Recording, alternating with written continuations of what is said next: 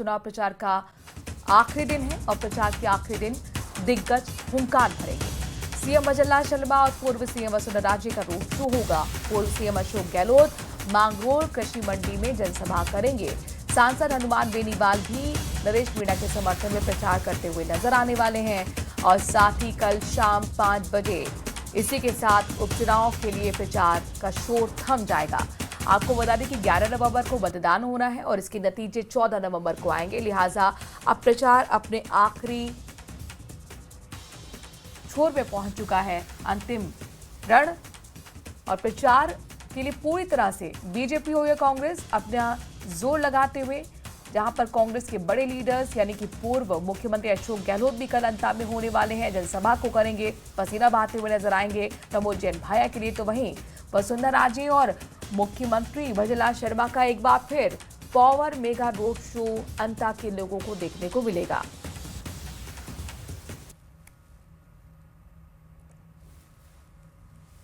तो कल अंता का सियासी पारा हाई देखने को मिलेगा। चुनाव प्रचार अपने आखिरी चरण में पहुंच चुका है। ऐसे में चाहे कांग्रेस हो या बीजेपी अपनी पूरी ताकत झोंक रही है। कल शाम को 5 बजे चुनाव प्रचार थम जाएगा। लिहाजा कोई भी मौका यहां पर दोनों ही पार्टियां नहीं छोड़ना चाहती हैं। जीत सुनिश्चित करने के लिए, अपना माहौल बनाने के लिए, वोटर्स के बीच जाने के लिए गांव-गांव कैंपेन चल रहा है और इसके साथ साथ जनसभा, रैली, धुआंधार प्रचार आप देख पा रहे हैं। पिछले कई दिनों से बीजेपी के बड़े लीडर्स डेरा डाले हुए हैं, तो वहीं कांग्रेस के लीडर्स भी एड़ी चोटी का जोर लगा रहे हैं। एक तरफ है मोरपाल सुमन तो दूसरी तरफ है प्रमोद जैन भाया, जिनके समर्थन के लिए बीजेपी के बड़े लीडर, सरकार के बड़े तमाम नेता प्रतिनिधि यहां पर पहुंचे हुए हैं। तो वहीं कांग्रेस भी पूरी तरह से प्रचार में अपनी पूरी ताकत झोंकती हुई प्रमोद जैन भाया, जो कि कद्दावर नेता रहे हैं कांग्रेस के, एक बार फिर उन पर भरोसा जताया और दिग्गज नेता उनके समर्थन में कल भी वोट मांगते हुए नजर आएंगे। डोटा जरा की कई जगह रैलियां थी और अब कल गहलोत भी अंता पहुंच रहे हैं। पाली में आरक्षण की मांग को लेकर चल रहा विमुक्त, घुमंतु और अर्घ घुमंतु समाज का आंदोलन आखिरकार खत्म हो गया है। प्रशासन और संघर्ष समिति के बीच करीब 2 घंटे की चली बातचीत के बाद सहमति बन गई। महापड़ाव में शामिल प्रदर्शनकारी अब वापस लौटने लगे हैं।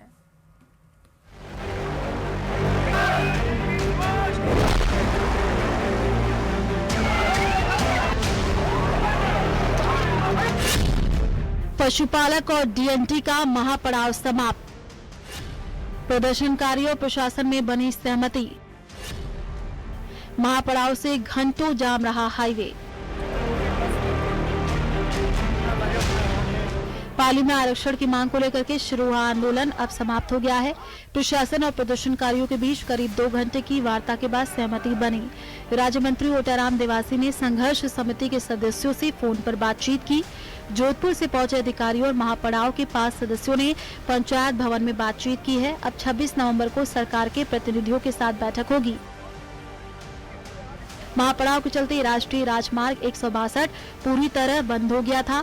हाईवे पर दोनों ओर 10-10 किलोमीटर लंबा जाम लग गया था, जिससे यात्रियों को भारी समस्या का सामना करना पड़ा। न्यूज़ 18 राजस्थान ने इस मुद्दे को अपने खबरों और डिबेट में प्रमुखता से उठाया था। मनु जी, मैं ये कहना चाहता हूं कि अगर समय रहते इस आंदोलन को सुलझाया नहीं गया तो जो वसुंधरा राजे जी के हाल कार्यकाल में हुआ था गुजर आंदोलन में, जिसमें शैलेंद्र जी शामिल थे, वही नजारा पाली में देखने को मिल जाएगा। समय रहते जाना चाहिए। वो तो चेतावनी दे रहे हैं गुजर पार्क में होने वाला आंदोलन। शैलेंद्र जी, बिल्कुल मैं कह रहा हूँ चुनौती है आपके लिए। समय रहते शायद आप नहीं पहुंच पा रहे। निश्चित तौर पर संवाद कायम किया जा रहा है, प्रशासनिक अधिकारियों के साथ किया जा रहा है। पहले जो हमारे मंत्री हैं, यही गुजर आंदोलन में गलती की थी इन्होंने, प्रशासनिक तौर पे उनको भी ज्ञापन दिया है और सरकार इस पे गंभीर है। इसके बाद ही खबर का असर हुआ। दोनों पक्षों में सहमति बनी। जो हमारी मांगे थी वो 100% पूरी की सरकार ने, और मैं आपको सबको धन्यवाद देना चाहता हूं कि आपने बहुत सपोर्ट किया। अभी मैंने प्रशासन को बताया कि आपके सपोर्ट के कारण और ये महापड़ाव के कारण ये नेशनल इश्यू बना, ये स्टेट लेवल का इश्यू बना, इसके ऊपर डिबेट हुई। अदरवाइज डीएनटी को आज तक कोई पूछने वाला नहीं था। बालराई में हुए इस महापड़ाव में हजारों की संख्या में विमुक्त, घुमंतु और अर्ध घुमंतु समाज के लोग जुटे थे, जो आंदोलन समाप्त होने की घोषणा के बाद वापस लौटने लगे। वहीं अब डीएनटी संघर्ष समिति की उन मांगों पर नजर डालते हैं जिन्हें लेकर के उनका प्रदर्शन जारी था। सरकारी नौकरियों और चुनावों में अलग से 10% आरक्षण मिले, भूमिहीनों को 300 गज जमीन के पट्टे मिले, घुमंतु समुदाय के लिए अलग मंत्रालय हो, शिक्षा, रोजगार, बुनियादी सुविधाओं में विशेष प्रावधान हो, पशुपालकों को सामाजिक आर्थिक मान्यता मिले, बच्चों की शिक्षा के लिए अलग बजट प्रावधान, पंचायत एवं स्थानीय निकाय चुनाव में आरक्षण, डीएनटी सूची में दर्ज गड़बड़ियों का सुधार, घुमंतु समुदाय के पारंपरिक पशुचारण मार्गों को मुक्त कराना, बकरी पालन को कृषि का दर्जा मिले, समुदाय के लोगों पर दर्ज पुराने मुकदमे को वापस हो, जैसी मांगे शामिल हैं। माननीय समाज कल्याण मंत्री महोदय के साथ दिनांक 26/11 को इनसे वार्ता करने का निर्णय किया गया है और इस बात पर ये सहमत हो गए और आगे वार्ता में जो भी इनके साथ सरकार की वार्ता होगी उसमें आगे की पूरी चीजें तय की जाएगी। पाली में एक दिन पहले इस महापड़ाव को लेकर के पुलिस और प्रदर्शनकारियों के बीच टकराव की भी स्थिति बनी थी। भीड़ के बीच से पथराव होने पर पुलिस ने लाठीचार्ज किया था। न्यूज़ 18 राजस्थान के लिए पाली से श्याम चौधरी की रिपोर्ट। देश भर में एसआईआर को लेकर चल रही सियासी बयानबाजी के बीच प्रदेश में निर्वाचन विभाग ने मतदाता पुनरीक्षण का कार्य शुरू कर दिया है। निर्वाचन के बीच में खबर ये मिल रही है कि निर्वाचन विभाग ने मतदाता पुनरीक्षण का काम शुरू करने के साथ ही और बीजेपी और कांग्रेस ने भी मतदाताओं को जोड़ने के लिए अपनी अपनी टीमों की तैनाती कर दी है। मतदाता सूची से वोट चोरी नहीं हो, इसको लेकर कांग्रेस ने ब्लॉक स्तर पर टीम लगा दी है। तो वहीं प्रदेश में सत्ताधारी पार्टी बीजेपी ने भी देश को धर्मशाला समझने को मतदाताओं की वोटर लिस्ट से बाहर निकालने के लिए बूथ स्तर पर तैनाती शुरू कर दी है। इतना ही नहीं, बीजेपी ने संभाग प्रभारी के साथ प्रदेश और जिला स्तर पर वॉर भी गठित कर दी है ताकि प्रदेश में मतदाता सूची के विशेष गहन संशोधन यानी कि एसआईआर के दौरान अपनी पैनी नजर रहे।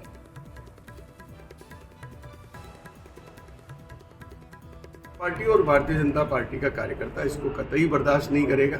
अगर कोई ऐसा वोट है जो वोट के लायक नहीं है, जिसका नाम गलत जुड़ा है, जिसका नाम 2 जगह है और जो हमारा कई तो ऐसे वोट है जो देश का नागरिक ही नहीं है, जिसकी नागरिकता पर भी सवालिया निशान है, वो भी हमारा यहाँ मतदाता बन गया है। इन सब ऐसे लोगों का हमारा कार्यकर्ता घर घर जाकर उसका मालूम करेगा।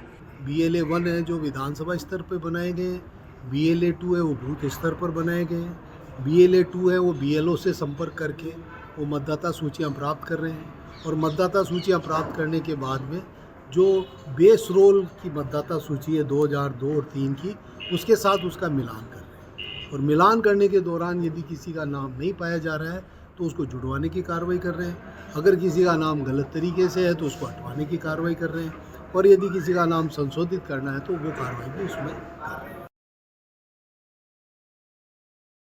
वंदे मातरम गीत को 150 साल पूरा होने पर इस गीत को देश भर में गाया गया, लेकिन प्रदेश में वंदे मातरम गीत को लेकर सत्ता पक्ष और विपक्ष के बीच आरोप प्रत्यारोप के दौर शुरू हो गया।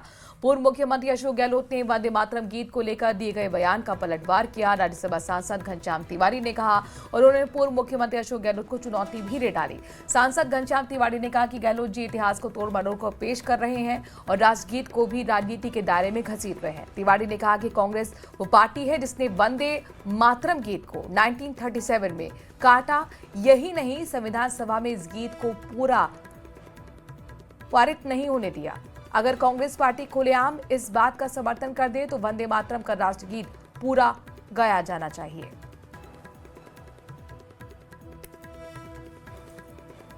जानबूझकर 1937 में इस गीत को काट दिया और इस गीत में केवल सुजलाम सुफलाम तक रखा। दुर्गा का नाम जहां आया, कमला का नाम जहां आया, विद्या विहारिणी सरस्वती का नाम जहां आया, जहां धर्म का नाम आया, जहां विद्या का नाम आया, जहां भारत माता का नाम आया, उस सारे को कांग्रेस पार्टी ने काटकर ये काम कर दिया। और बात अंता उपचुनाव की करते हैं, क्योंकि सियासत का पारा वहां चढ़ा हुआ है। कांग्रेस कार्यालय पर पुलिस की कार्रवाई से हड़कंप भी मच गया। दरअसल रुपए बांटने की शिकायत पर पहुंची पुलिस। जांच के दौरान कांग्रेस नेताओं ने उसका तीखा विरोध जताया। डोटासरा ने इसे बीजेपी के दबाव में की गई कार्रवाई बताया और 2 टूक कह दिया कि अगर सबूत हैं तो दफ्तर सील करो, नहीं तो यहां से चले जाओ। मौके पर कांग्रेस कार्यकर्ता और पुलिस के बीच तीखी नोकझोंक भी देखने को मिली। ये कोई आप इधर ऐसे आप चलिए आप इधर आओ मेरे पास। चुनाव नहीं लड़ने दे रहे हैं आप हमको पैसा जो नंबर गाड़ी का है बीजेपी वाले बांट रहे हैं, सरकार वाले बांट रहे हैं, वहां जाओ ना। तमाशा लगा रखा है के मुंह आ गए सारे दिन यही काम करोगे। क्या बात कर रहे हो, पैसे बांट रहे हैं हम यहाँ, कुछ नहीं। चलिए, थैंक यू, नमस्कार। भीलवाड़ा के गणेशपुरा गांव स्थित एक धागा फैक्ट्री के गोदाम में अचानक से भीषण आग लग गई। देखते ही देखते आग ने विकराल रूप ले लिया, जिससे पूरे इलाके में अफरा तफरी मच गई। घटना की जानकारी मिलते ही फायर ब्रिगेड की एक के बाद एक दर्जन गाड़ियां मौके पर पहुंच गई और आग बुझाने की कोशिशें शुरू हुई। फैक्ट्री में धागे की बड़ी मात्रा के होने वजह से आग बहुत तेजी से फैलती गई। कई किलोमीटर दूर तक धुएं का गुबार देखा गया, तो वहीं प्रशासन और पुलिस के अधिकारी भी मौके पर पहुंचे स्थिति का जायजा ले रहे हैं। आग कैसे लगी अब तक ये साफ नहीं हुआ। ये दो तस्वीर आपके सामने है। ये आग इतनी भीषण थी, चूंकि ये धागे की फैक्ट्री थी, लिहाजा बहुत तेजी से आग फैली। कई किलोमीटर दूर से आग की लपटें दिख रही थी, धुएं का गुबार दिख रहा था। 1 दर्जन से ज्यादा यहाँ पर फायर ब्रिगेड की टीम पहुंची है और 6 घंटे लगभग ये आग वहां पर धड़कती रही। यानी कड़ी मशक्कत के बाद इस आग पर काबू पाया गया, लेकिन आखिरकार ये आग लगी कैसे है, अब तक कारण सामने नहीं आ पाए हैं। वहीं खैरतल तिजारत से बड़ी खबर है। भिवाड़ी में टोल कर्मियों से मारपीट के मामले में एक्शन हुआ है और 2 आरोपियों की गिरफ्तारी हुई है। टोल नहीं देने को लेकर ही विवाद हुआ। पुलिस ने दोनों आरोपियों को लेकर पैदल घुमाया है, परेड निकाली है। झगड़े का वीडियो सामने आने पर ये पुलिस की तरफ से एक्शन लिया गया था।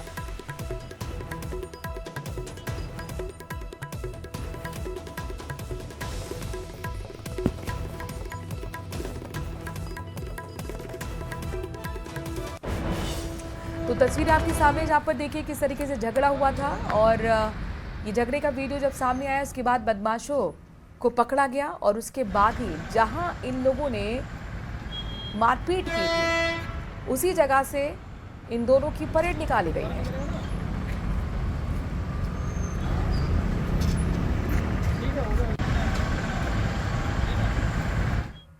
अलवर जिले के बंबोरा और बालाखेड़ा के आसपास के खेतों में किसानों ने प्याज की खड़ी खेती पर ट्रैक्टर चला दिया। मंडी में 40 किलो प्याज के 150 से 200 रुपए ही मिल रहे हैं। इस वजह से खेत में खड़ी प्याज की कटाई कराने की बजाय ट्रैक्टर चलाना उचित समझा। किसान का कहना है कि 1 बीघा खेत की प्याज की कटाई करने में 8,000 रुपए खर्चा हो जाता है। मंडी में 40 किलो प्याज का कट्टा केवल 150 से 200 रुपए में ही बिक रहा है। ऐसे में मंडी ले जाकर क्यों ही इतनी मेहनत करनी।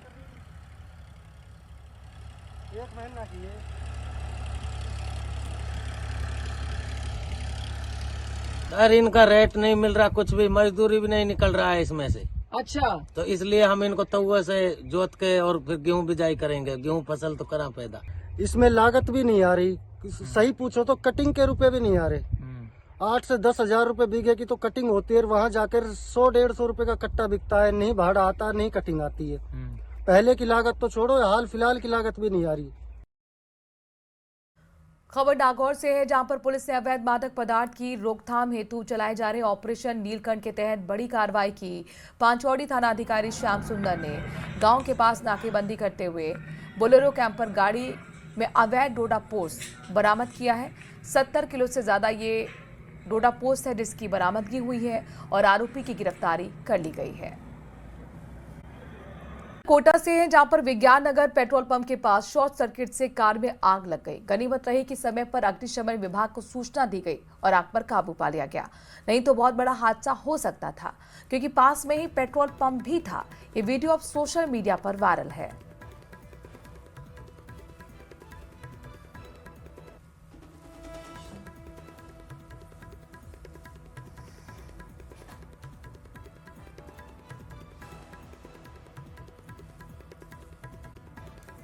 खबर जयपुर से है, जहां पर लोहा मंडी इलाके में हाल ही में हुए डंपर हादसे के बाद प्रशासन हरकत में आ गया। शराब के नशे में डंपर चालक द्वारा 30 से ज्यादा लोगों को कुचलने की घटना के बाद अब जयपुर विकास प्राधिकरण यानी कि जेडीए ने सड़क किनारे अतिक्रमण पर सख्त रुख अपनाया है। जेडीए डीआईजी ने शनिवार को जोन 6 और जोन 7 के अधिकारी और तहसीलदार के साथ क्षेत्र का निरीक्षण किया है और सड़क किनारे हो रहे अतिक्रमण को हटाने के निर्देश दिए हैं।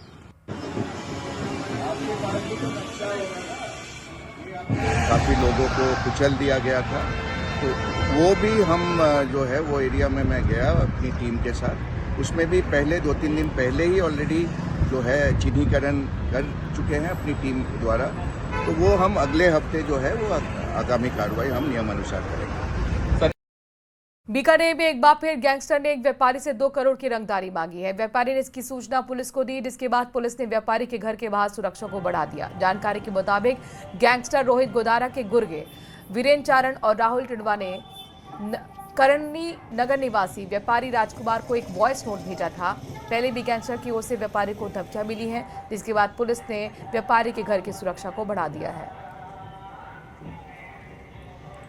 रेंज में गैंगस्टरों का आतंक फिर से एक बार देखने को मिला है, जहां बीकानेर के करणी नगर के रहने वाले एक व्यवसायी राजकुमार को अब 2 करोड़ रुपए की रंगदारी मांगी गई है। हम अभी इसी समय उनके मकान पर खड़े हैं। जो मेरे ठीक पीछे आप ये जो सफेद कलर का मकान आप देख रहे हैं वो राजकुमार चौधरी का है, जो व्यवसायी हैं। और इन्हें जो है रोहित गोदारा गैंग के जो 2 लोग हैं, वीरेंद्र चारण और राहुल रिणवा, उन्होंने वॉइस नोट भेजकर रंगदारी मांगी है और रंगदारी भी जो है कम से कम 2 करोड़ रुपए की मांगी है। और परिवार पूरी तरीके से डरा हुआ है। पुलिस ने को परिवार ने सूचना देंगे। आप देखेंगे कि यहाँ पर जो पुलिस की तरफ से एक जाब्ता भी लगाया गया है। 2 जवान जो हैं वो मौके पर खड़े हैं और उसके साथ एक गाड़ी भी लगाई गई है।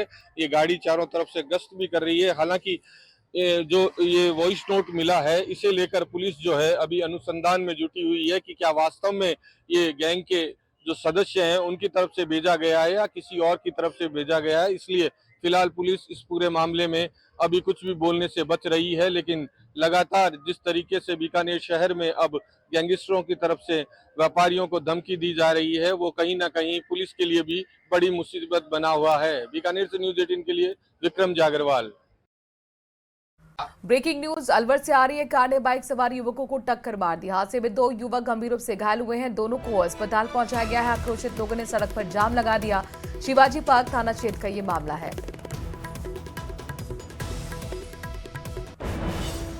ये तस्वीरें भी सामने आ गई जहां पर 2 युवकों को टक्कर मारी गई है। इसी कार से ये एक्सीडेंट हुआ है और आप देखिए किस तरीके से जो कार है वो चकनाचूर पड़ी हुई है। आमने सामने की टक्कर दिख रही है। पूरा ये जो हिस्सा है कार का आगे का चकनाचूर हो चुका है। गुस्साए लोगों ने सड़क पर जाम भी लगा दिया है। वैगनार के बीच में एक एक्सीडेंट हुआ था, जिसमें 2 व्हीलर पे जो शख्स थे उनको थोड़ा इंजरी हुई है और उनको जयपुर रेफर किया है।